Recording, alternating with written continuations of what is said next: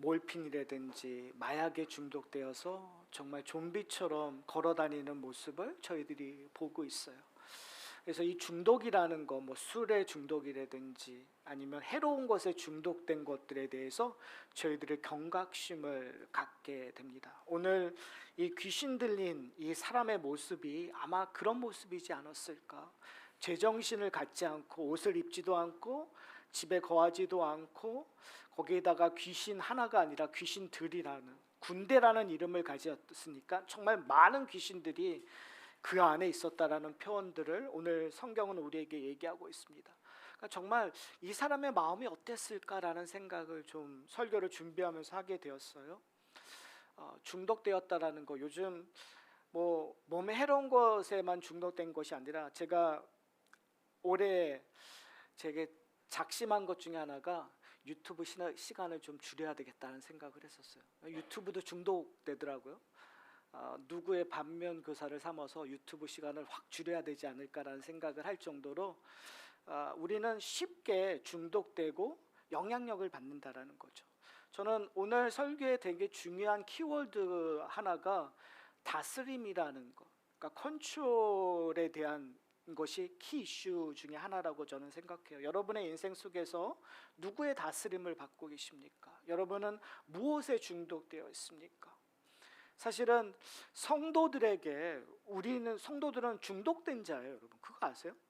성도들은 사도 바울이 얘기했던 것처럼 너희는 술 취하지 말라. 술 취한다라는 거의 특징은 뭐죠? 술에 그 다스림을 받는다는 거예요. 술의 컨트롤을 받는다는 거예요. 그렇지만 너희는 술 취하지 말고 뭐에 취하라고요? 성령에 취하라고 얘기해요. 성령의 충만을 받으라고 얘기해요. 그러니까 성도라 함은 성도도 중독된 삶을 살아야 돼요. 근데 중요한 건 무엇에 중독되었느냐? 무엇에 다스림을 받아야 되느냐? 결국은 성령 충만의 다스림을, 성령의 중독을 저희들이 받아야 되는 거죠.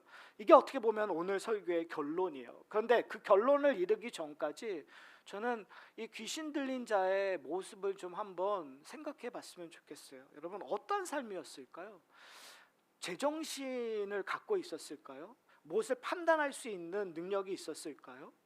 여러분, 저는 이 이야기의 핵심은 귀신 들렸던 사람이잖아요. 그런데 내용을 이렇게 잘 읽어보면 이 사람은 한 게 없어요. 이 사람이 고백한 것처럼 보이지만 이 사람이 고백한 게 아니에요. 귀신이 고백한 거예요. 그러니까 어떻게 보면 죄 아래 있다라는 거, 귀신 아래, 귀신의 그 컨트롤 안에, 다스림 안에 있다라는 거, 내 스스로 뭔가 할 수 없는 상황이라는 거죠. 사랑하는 성도 여러분, 여러분은 어떠한 삶을 살고 계십니까? 여러분은 이 땅에 살아갔을 때 여러분의 자유의지, 여러분의 판단, 여러분의 결정으로 여러분의 신앙생활을 하고 있습니까? 아니면 그냥 아무 생각 없이 살고 계십니까? 그냥 내 본능에 의해서 움직이고 계십니까? 아니면 세상이 요구하는 대로 움직이고 있습니까? 세상 사람이 이거 사니까 나도 이거 사고, 세상 사람들이 이거 보니까 나도 이거를 보고, 세상에서 이거 좋다고 하니까 나도 이거 하고 계십니까? 아니면 성령께서 이야기하는 대로 이끌려 살아가고 계십니까? 여러분, 여러분의 판단의 기준이 무엇입니까? 만약에 우리가 제대로 판단의 기준 없이 살고 있다면 어떻게 보면 이 귀신 들린 사람과 별반 다르지 않는 거죠. 우리는 옷 입는 것처럼 정말 멋있는 옷을 입고 있지만 사실은 옷 벗은 자처럼 행동하고 있을 수 있어요. 여러분, 정말 좋은 집에 살고 계시지만 이 귀신 들린 자처럼 집 없는 사람처럼 행동할 수 있어요. 저는 오늘 이 시간 우리를 좀 냉철하게 바라봤으면 좋겠어요. 내가 지금 어떠한 삶을 살고 있는지.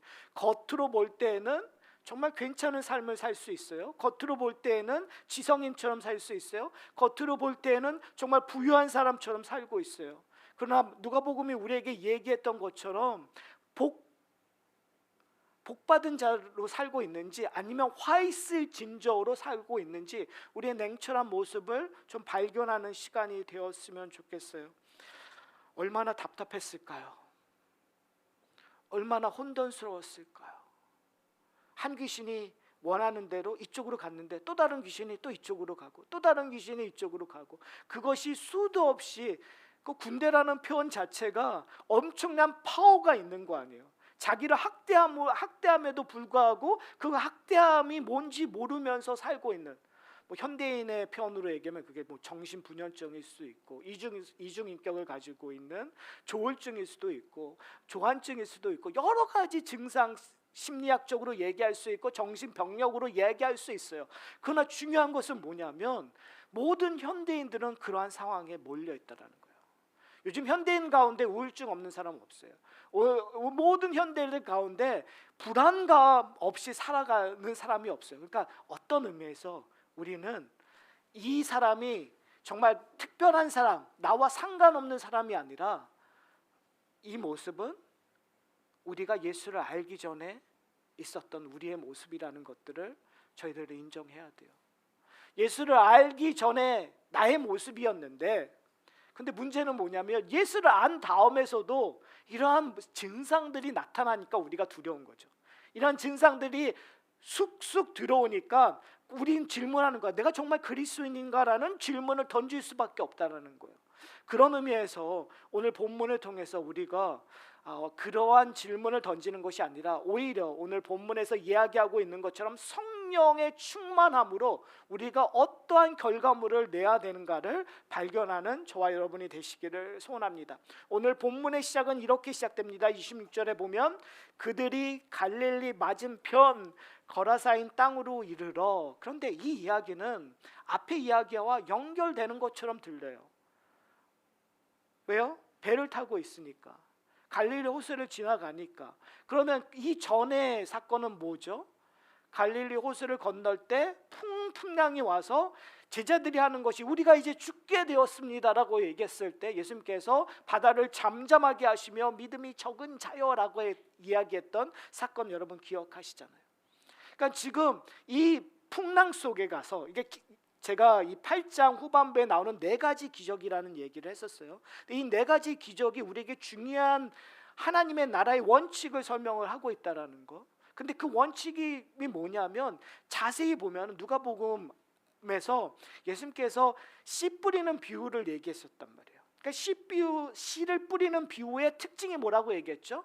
우리가 좋은 땅이 되는 것이 목적이 아니라 나쁜 땅에, 쓸모없는 땅에 씨를 뿌려줬는데 그 씨앗을 목숨처럼 소중하게 여기는 농부가 우연치 않게 실수해서 뿌린 것이 아니라 의도성이 있었단 말이에요. 근데 그 땅들에 뭐가 나는 거죠? 열매를 맺는다라는 것들을 우리에게 얘기해주고 싶은 것이라는 것이 씨 뿌리는 비유에 얘기했단 말이에요. 그러면 지금 이 기적이 행해지는 곳들을 한번 살펴보셨으면 좋겠어요. 어디서 일어났었죠? 첫 번째 기적이 바다라는 곳이었어요. 바다라는 건 성경 전체에서, 호수라는 것, 물이라는 것들은 성경 전체에서 뭐를 상징한다고 얘기했죠? 죽음과 심판을 상징했다는 거예요. 결국은 예수님께서 인간이 갖고 있는 한계, 죽음이라는 건, 사망이라는 것, 하나님의 심판을 벗어날 수 없는데 인간 힘으로, 근데 예수님께서 그걸 잠잠하게 하심으로 말미암아 우리의 근본적인 문제를 해결하러 이 땅에 오셨다는 것을 지난주에 살펴봤어요. 근데 오늘 본문의 모습이 뭐냐면 갈릴리 맞은편 거라사인들의 땅이라는 것은, 이 갈릴리 호수가 크게 있다면 이 그 동남쪽 지역을 얘기하고 있는 거예요. 근데 이 동남쪽 지역은 이방인들이 많이 사는 곳이에요. 그걸 어떻게 알 수 있죠? 오늘 등장하는 한 동물이 있어요. 무슨 동물이죠? 돼지예요. 그러니까 유대인들은 돼지가 부정한 거예요. 그래서 돼지고기를 먹지 않아요. 그러면 돼지고기를 먹지 않는 곳에 돼지를 키울 일이 있나요, 없나요? 없단 말이에요. 그러니까 이방인들이 세상 문화가 많은 영향력을 미치는 곳이 이 거라사인들의 땅이라는 거죠. 그러니까 지금 의도적으로 예수님께서 이곳에 가시는 거예요. 그러니까 여기는 의도성이 있는 거죠. 다시 말하면 씨 뿌리는 그 비유에서 의도적으로 어디에 뿌리게 되는 거예요?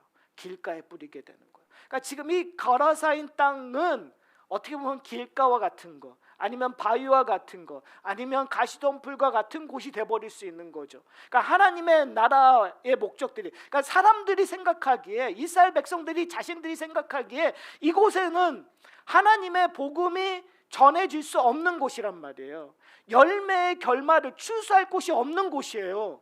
근데 예수님께서 그곳으로 가셔서 귀신을 쫓으시고 그곳에 은혜를 베푸시는 놀라운 일들이 일어나고 있는 거예요.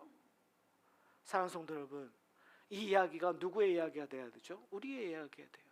우리의 고백이 돼야 돼요. 우리는 하나님의 복음을 이해할 수도 받아들이지도 못했던 자예요. 그런데 성령께서 우리를 찾아와 주셔서 복음을 제시해 주셨고 그 복음에 반응한 자예요. 근데 그것이 우연이었나요? 성경은 우연이라고 얘기하고 있지 않아요. 하나님께서 의도적으로 여러분을 찾아와 주신 거예요. 내 길가와 같은 내 이 마음밭에 씨가 뿌려진 거예요. 바위와 같은 이 마음밭에 씨가 뿌려진 거예요.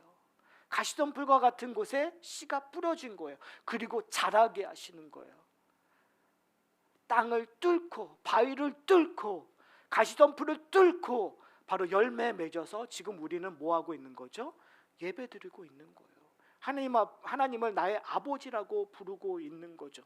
놀라운 기적이죠. 근데 그러한 일들이 일어나는 곳에 그냥 자연스럽게 일어나지 않았다라는 거죠. 어떻게 일어나죠? 그곳에 이제 한 명이, 누가는 우리에게 한 명을 소개하고 있습니다. 그곳에 귀신 들린 자가 있어서 그 자가 예수님을 만난다고 얘기해요. 그러나 이 만난다라는 그 자체가 어떻게 보면 귀신이 오는 것보다 예수님이 찾아가는 것들이 더 맞는 것 같아요. 그러면서 귀신이 예수를 보고 뭐라고 얘기하고 있죠? 큰 소리로 불러 이르되 지극히 높으신 하나님의 아들 예수여, 당신이 나와 무슨 상관이 있나이까? 왜요? 이 말은 뭐예요? 아니, 귀신이 먼저 찾아갔다면 이 말을 할까요? 아니죠. 예수님이 먼저 찾아왔으니까 얘기하는 거죠. 왜 오세요? 나와 무슨 상관이야? 좀 멀리 가세요 라는 그런 뉘앙스잖아요. 그러니까 지금 얘기하고 있는 건 뭐냐면 이 귀신 들린 자가 이게 정신이 온전해서 얘기하는 것이 아니라 누가 얘기하고 있는 거죠? 귀신이 얘기하고 있는 거예요. 귀신이 예수님이 누군지 확실히 알고 있는 거예요. 너무 아이러니컬하죠. 바리새인들과 서기관들은 예수님이 누군지 몰라요. 근데 귀신은 예수님이 누군지 알아요. 그렇죠? 그리고 예수님께 어떻게 하면 결과가 무엇인지도 알아요. 결과가 뭐죠? 나를 무적행이 지옥으로 들어가지 말게 해주십시오. 그러니까 이 마귀가 가장 두려워했던 게 지옥인 것 같아요. 그나마 지금 풀려가지고 여기서 자기가 자기 마음대로 자기 권세를 누릴 수 있는 곳, 이 인간을 내 마음대로 움직일 수 있고 여기서 왕처럼 지낼 수 있었는데, 예수님을 만나서, 하나님의 아들이신 예수님을 만나서의 결과가 뭐예요? 심판을 받는다라는 거, 정죄받는다는 거, 무적행으로 가니까 제발 그것만은 하지 마십시오 라고 했을 때 하나님께서 그러니까 예수님께서 그렇게 하시지 않는 건 요한계시록의 표현으로 얘기하면 잠시 놔주시는 모습들. 그러나 결국은 어떻게 해요? 무적행으로 갈 수밖에 없어요. 왜요? 예수께서 오신 이유를 완성하시고 이제 백마 타고 이제 마지막 날 오시면 결국은 승패의 결과가 이미 나여 있기 때문에. 근데 오늘 본문을 보면 지금 얘기하고 있는 팩트가 뭐냐면, 지금 이 이야기를 통해서 우리에게 듣는 이 성경을 읽는 독자들에게 확인해 주고 싶은 게 있어요. 예수님이 누구다? 하나님의 아들이심을 이야기하고 있는 거예요. 그러니까 이 기적이 일어난 이유는 무엇 때문에 일어나는 거죠? 예수님이 하나님의 아들이심이기. 그리고 이 기적이 일어난 이유는 뭐죠? 예수님이 먼저 찾아오셨기 때문에 그런. 사랑하는 성도 여러분, 세상에 슈퍼내추럴한 일들이 많아요, 여러분. 우리의 과학으로, 우리의 상식으로 이해할 수 없는 일들이 일어나요. 그러나 그것은 참된 기적이 아니에요. 왜요?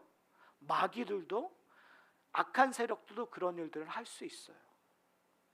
그러나 우리가 성도들이 기적이라고 하는 그 스탠다드는 뭐예요? 누가 하셔야 되는 거죠?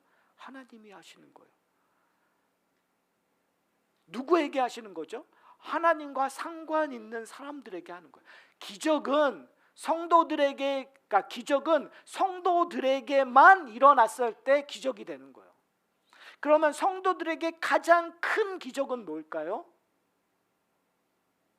이 세상에서 잘 되는 거, 우리의 문제가 해결되는 것이 가장 큰 기적일까요? 아니요. 성경에서 가장 큰 기적은 바로 하나님이신 예수 그리스도가 우리를 만나 주셔서 그 은혜를 베푸신 거예요. 우리가 사망의 권세 아래서 하나님 나라의 권세로 옮기는 거예요. 그러니까 여기서 지금 뭐의 싸움이냐면 사탄과 지금 마귀와 예수님과의 싸움이 벌어지고 있는 거라고 보시면 돼요. 예수께서 먼저 찾아와서 예수님의 존재 자체로 이 마귀와의 전쟁 속에서 단번에 순간에 이기셨어요. 근데 어떻게 이기시는 거죠? 이제 마귀와 상관 있음으로 말미암아 어떤 결과가 나오냐면 다스림의 체인지가 나는 거예요. 다스림이 변경되는 거예요. 전에 이 귀신 들린 자의 다스림은 누구에게 있었어요? 마귀에게 있었어요. 마귀들에게 있었어요. 군대라고 하는 엄청난 이 존재에게 있었어요. 그런데 예수님께서 이 자자에게 찾아오자 이 마귀가 얘기하는 것이 당신과 무슨 상관이십니까? 나를 괴롭히게 하지 마옵소서라고 얘기해요. 그때 예수님께서 내가 너와 상관 있게 한다라는 표현으로 뭐라고 하냐면 그 사람에게 나오라고 얘기해요. 그러면 그 사람은 어떤 일이 일어나는 거죠? 다스림의 공백이 일어나는 거죠. 그렇죠? 더 이상 마귀에게 다스림을 당하지 않는 자가 되는 거예요. 그리고 그가 어떻게 되죠? 그의 변화가 일어나요. 35절에 보면 이렇게 얘기해요. 사람들이 그 이루어지는 일을 보러 나와서 예수께 이르러 귀신 나간 사람이 뭐요?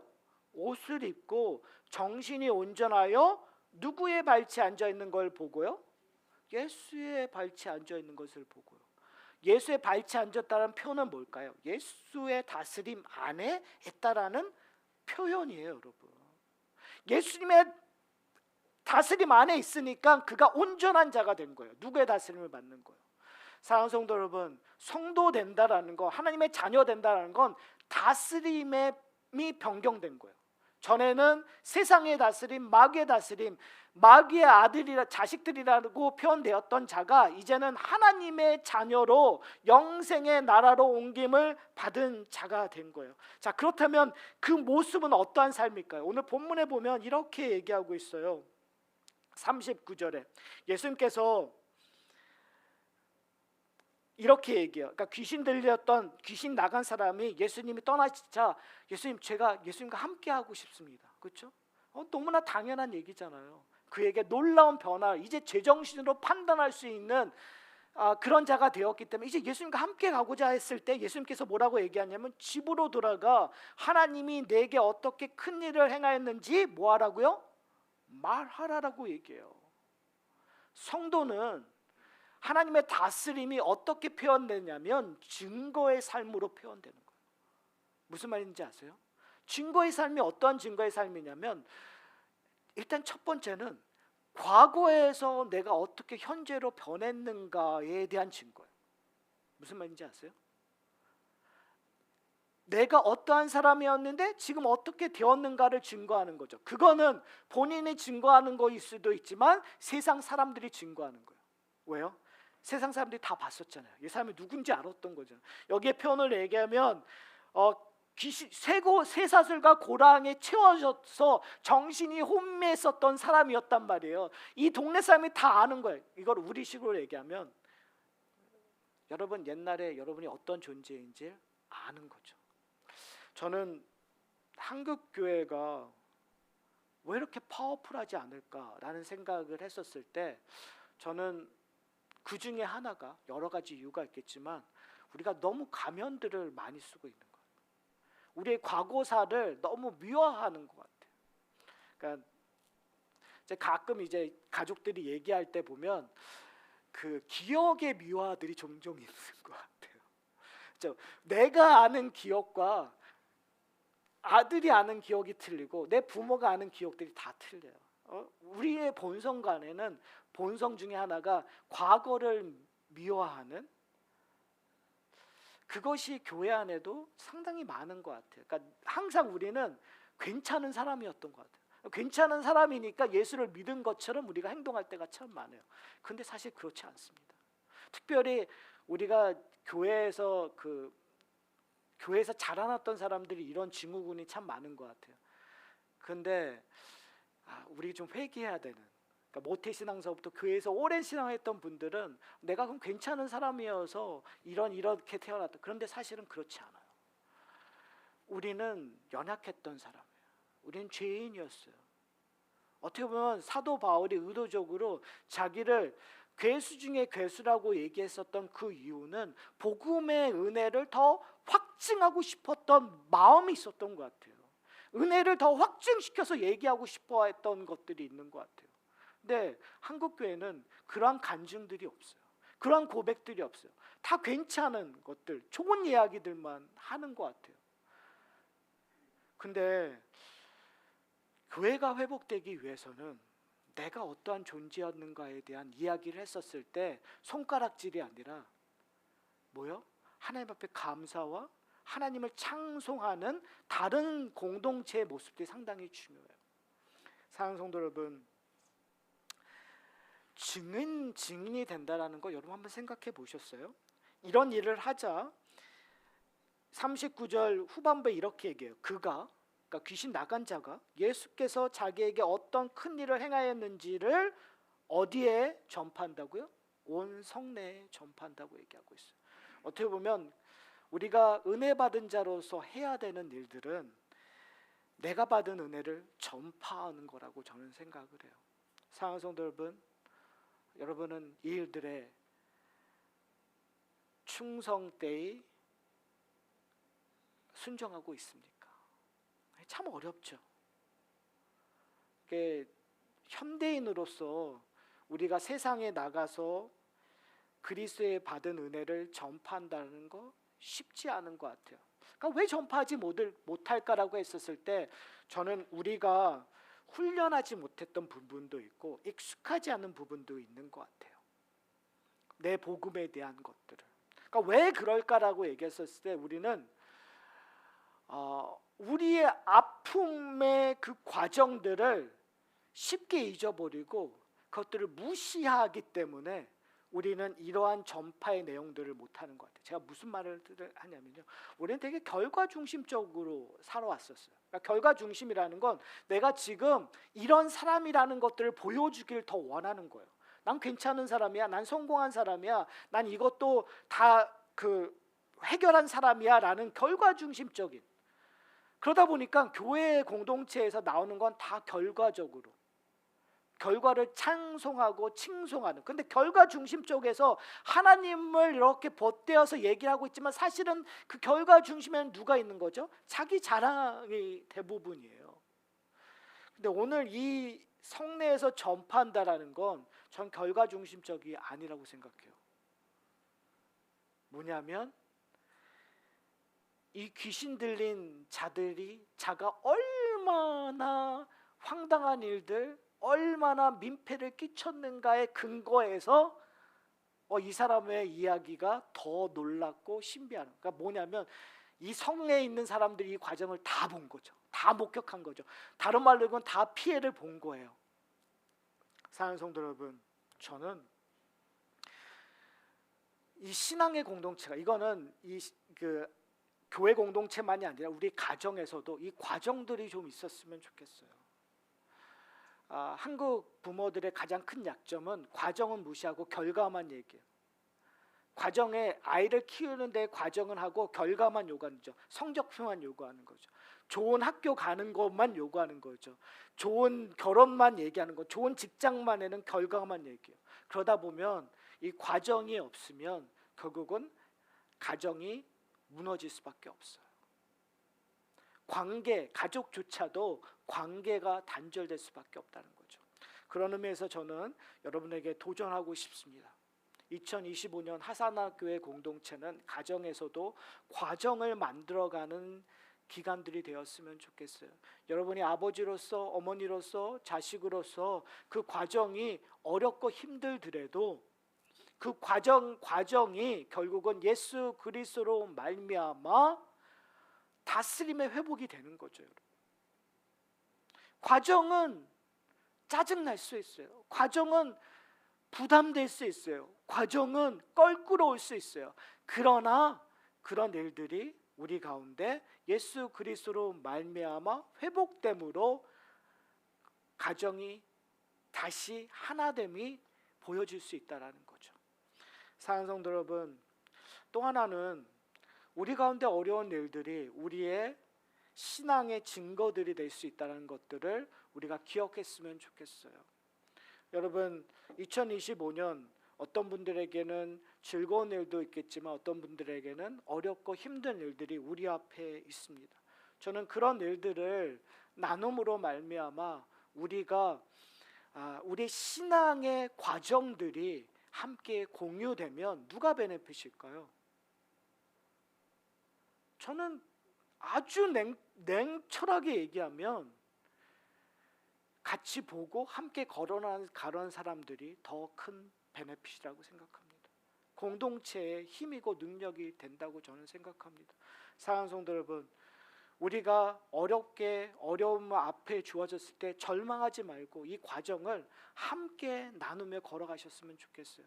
좀 더 기도하고 그 아픔과 어려움들이 우리에게는 오히려 감사의 고백과 우리가 격려의 고백과 하나님의 섭리하심, 하나님의 만지심의 경험이 된다면, 지금 우리의 마음은 그렇잖아요. 나 예수님과 더 같이 갈게. 왜요? 예수님과 가면 내 과거가 드러나지 않으니까요. 내 과정들이 보여지지 않아요. 근데 거기 남아야 되는 거예요. 그 성에 나면 내 아픔들이 그대로 다 보여줘야 되는 거예요, 여러분. 그러니까 하나님께서 우리를 예수 믿게 하시고 곧장 천국으로 보내지지 않으신 이유가 뭔지 아세요? 이 땅에서 그걸 나누라고 남겨주신 거예요. 여러분의 가정에서 그러한 아픔들, 어려움들을 함께 지지고 볶고 싸우라고 남겨주신 거예요. 왜요? 그것이 유익이니까. 남겨진 자들에게 유익이니까. 저는 이게 비밀이라고 생각해요. 이게 놀라운 비밀이에요. 그러니까 성경에는 이게 논리적으로 이해되지 못하는 비밀들이 있어요. 그 비밀들을 다른 말로 얘기하면 기적이라고 얘기하는 거예요. 저는 하사나 교회 공동체에 놀라운 기적들이 일어나기를 소원합니다.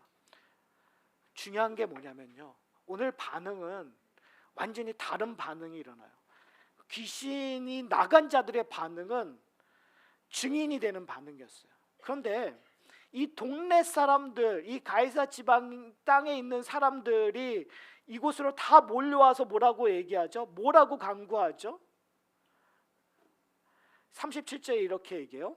거라사인 땅 근방, 그러니까 거기만이 아니라 그 주위에 있는 모든, 그냥 백성 조금만이 모인 것이 아니라 모든 백성들이 크게 뭐하며? 두려워하며. 뭐라고 구하죠? 예수께 떠나기를 구하더라. 나와 상관없게 해주십시오. 그렇죠? 아까 저희가 봤던 마귀가 얘기했던 거잖아요. 당신이 나와 무슨 상관입니까? 왜 나를 찾아와서 나와 관계를 맺습니까? 난 관계 맺는 거 싫습니다. 여러분, 하나님과 멀어지는 가장 큰 현상이 뭔지 아세요? 나와 상관하지 마십시오. 내 인생에 끼지 마십시오. 난 하나님과 관계 없어요. 하나님 제발 부탁인데 좀 멀게 해주십시오라고 얘기하는 거예요. 여러분, 부모로서 가장 듣기 싫은 얘기가 뭔지 아세요? 내 인생에 상관하지 말라는 거 가장 듣기 싫지 않으세요? 그렇죠? 제가 자식일 때만은 몰랐어요. 제가 자식일 때 제가 했었던 가장 자주 했던 말이, 내 인생에 제발 좀 참여하세요. 그렇죠? 부모님한테 내 인생 내 건데 왜 부모님이 나한테, 그러니까 제가 그 마음을 몰랐던 거죠. 그런데 자식을 키우다 보니까 자기가 잘났다고 내 인생에 끼지 말라고 했을 때 여기서부터 강한 우욱한 것들이 올라오는. 여러분, 하나님이 우리에게 원하시는 건 상관 있기를 원하시는 거예요. 하나님이 여러분을 찾아와 주시는 건 상관 있기를 원하는 거예요. 지금 여러분이 고통받고 여러분이 고민하고 여러분이 정말 답답해하는 거, 이 기회가 뭐냐면 하나님이 여러분과 상관 있기를 원하시는 거예요. 여러분의 인생에서. 그러니까 모든 관계 속에서 여러분 아버지의 마음이에요. 내가 내 자식이, 저희 이제 연말이 되니까 저희 딸내미가 이제 와 있잖아요. 그 시간에 애하고 상관 있기를 원하는 거예요. 그냥 지나가다도 그냥 말 한마디 툭 건지는 거예요. 왜요? 상관 있기 싶어서. 근데 딸내미가 뭐죠?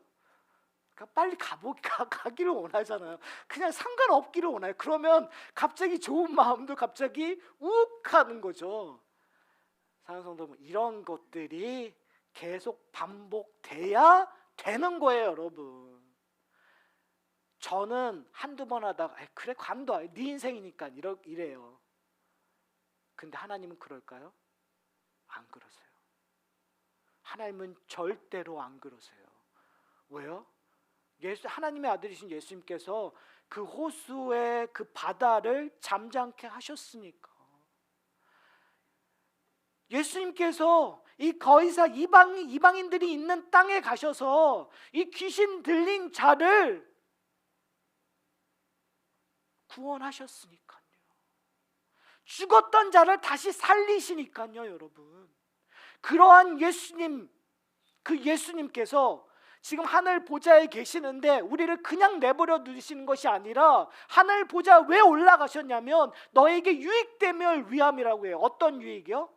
보혜사 성령을 보내주셔서 너희를 위하여 함께 하시기 위함이라고 얘기하셨어요, 여러분. 그러니까 성령님께서 여러분을 들들 볶으실 거란 말이에요.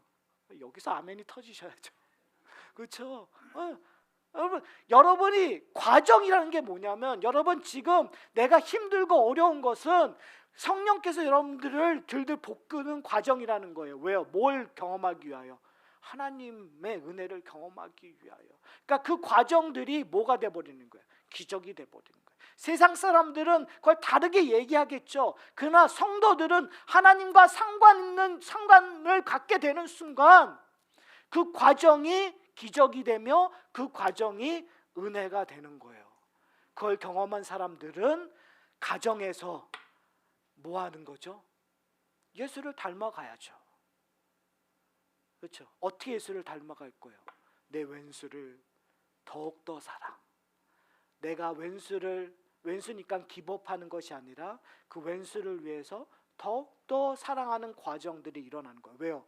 성령께서 내 인생에 그렇게 관여하니까. 나에게 맡겨놓은 내 자식들, 나에게 맡겨놓은 내 부모들, 나에게 맡겨놓은 내 아내와 남편과 지질이 싸우면서, 지질이 궁상을 떨면서, 그렇죠? 이거 제가 보니까 행복만 하지 않더라고요. 그러니까 이거는 제가 희생할 수밖에 없어요. 제 모습을 보니까 그런 모습이 나요.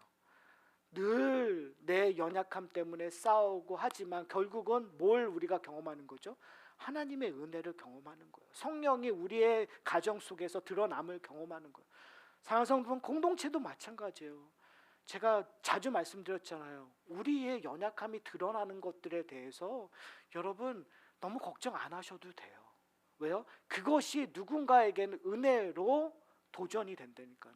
그것이 누군가에게는 감사로 나오고, 그것이 누군가에게는 내가 하나님의 사랑을 표현할 수 있는 통로가 돼버린다는 사실이에요. 그래서 공동체가 중요한 거예요. 그래서 공동체가 필요한 거예요.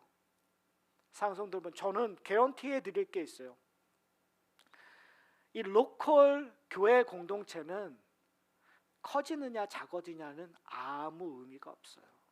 심지어 교회가 닫아지고 없어져도 아무런 의미가 없어요.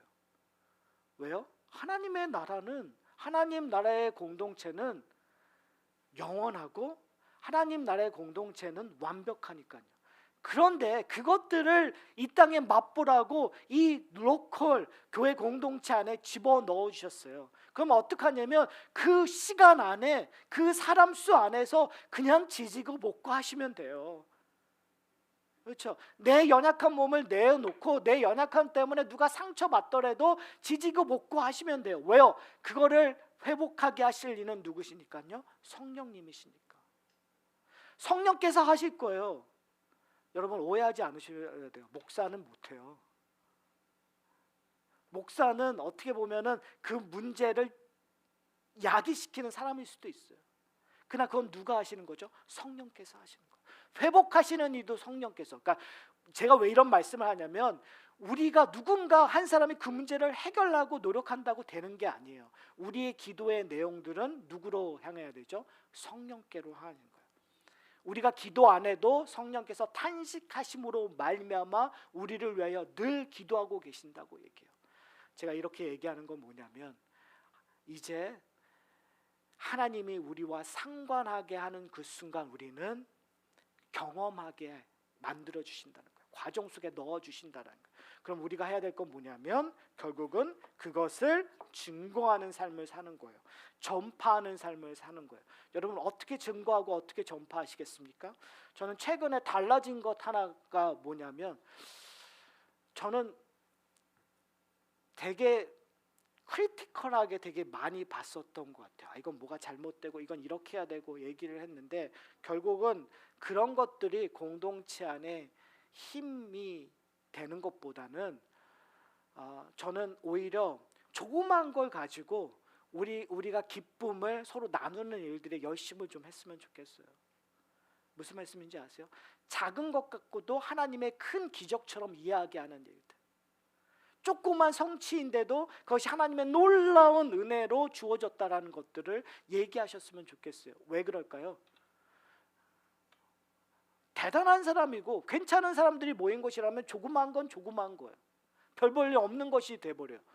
2000년 전에 그런 공동체는 바리새인들의 공동체였어요. 조그만 걸로 감사할 수 없었어요. 조그만 걸로 만족할 수 없었어요. 왜요? 다들 괜찮은 일들, 멋있는 일들을 하고 있었으니까. 그런데 저는 교회 공동체는 그러지 않았었던 것 같아요. 정말 사소한 걸로 감사할 수밖에 없는, 절망할 수 없는 상황에서 조그만 희망과 조그만 소망이 있어도 그걸로 기뻐하고 그걸로 격려할 수 있는 공동체가 바로 교회 공동체라고 저는 생각해요. 왜요? 성령께서 우리를 위하여 탄식하고 계셨으니까. 이 문제를 해결할 이는 성령이시고 하나님이시고 하나님께서 우리에게 기적에 대한 소망을 주시니까요. 그것들을 풍성히 누리는 이 하산학교의 공동체 여러분이 가정되시기를 소원합니다.